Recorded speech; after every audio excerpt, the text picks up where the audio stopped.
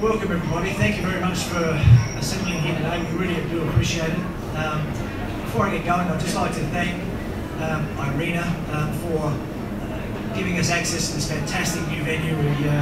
It's looking brilliant and we really appreciate it. There's a number of other China Power Club members here today, and we've got our travel partners, RAA, and thank you all for being here. Also, the Honourable Stephen Marshall, our Premier, who will be speaking in a minute. Welcome. This is a significant day. Last week we announced in Melbourne that St Kilda will be our new opponent for Shanghai 2019, and that we will be playing next year's game on June the 2nd. Now that's significant for a number of reasons. Firstly, St Kilda is an old established Melbourne club with 46,000 members, with a great history of getting their supporters to travel, and we think that's going to add fantastic value to the whole Shanghai experience, so we welcome that. The other important thing was that they committed for 3 years, and if you add that to the 2 games that we've already played, that's 5 years of commitment that the AFL has made to playing football in China, which anyone who has any understanding about the Chinese mindset, it's an important commitment, and we're starting to get a sense of real longevity and substance. The other important factor is that June 2 is a couple of weeks later in the season, which perhaps sort of helps us in regards to how the guys are preparing for the finals later in the year. So all good from last week's announcement. The 2 questions I get asked a lot about in regards to our China commitment is, why are we so committed to this strategy, and when's it going to pay off? The first question is really quite easy. If you're trying to compete against big clubs like Collingwood, Richmond, Hawthorn, West Coast, all of whom have 80 to 100,000 members and the ability to consistently spend more on developing their clubs, then you must have a commitment to continue to innovate and grow and be bold about it. And we think that the commercial opportunity in China gives us that chance. It's an uncontested space. We believe it's highly lucrative if we do it right, and it's unique to us. No one else in the AFL is embracing China like we are, so we're very proud about that. And the question about when will it pay off, well, I'll answer that by saying we believe that it already is. We started this journey about 4 years ago with a humble little business lunch in Hong Kong, and since then, if you think about it, we've had very high level government support, where Prime Minister Turnbull endorsed the event in April 2016.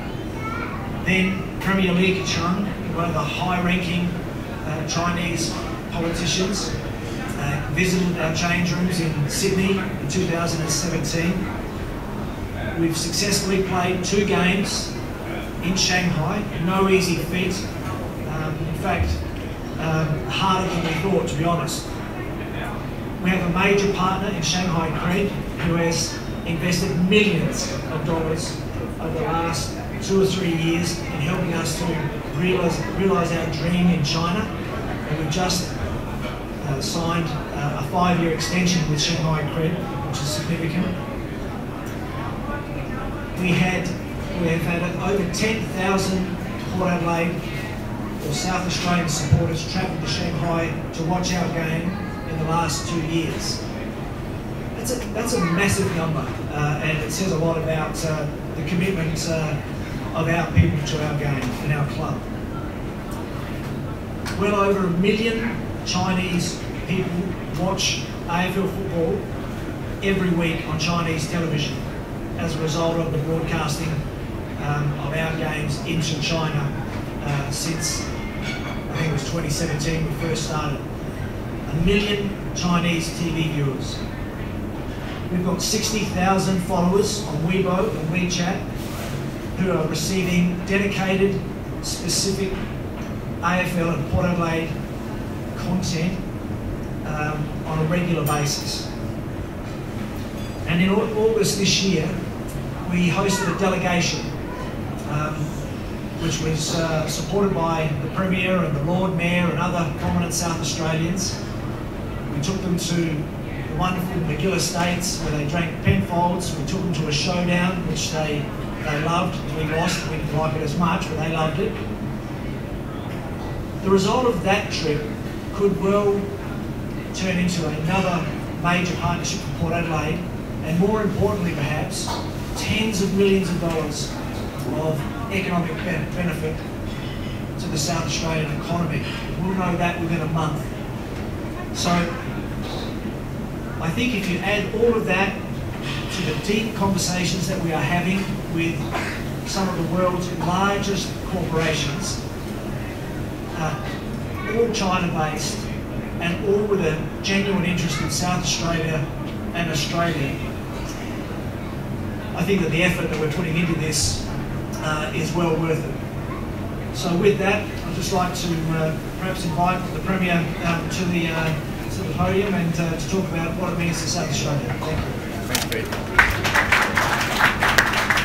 Well, thanks very much, Keith. Congratulations to you and David Koch and the entire Port Adelaide Football Club board for their pioneering of this huge market. Taking AFL to the most populated country on the earth is no mean feat. In fact, you've already said there have been some challenges. But all I can say, on behalf of the people of South Australia, is well done for the first 2 years. It's at a very professional standard. It's great to see so many South Australians getting along to the game.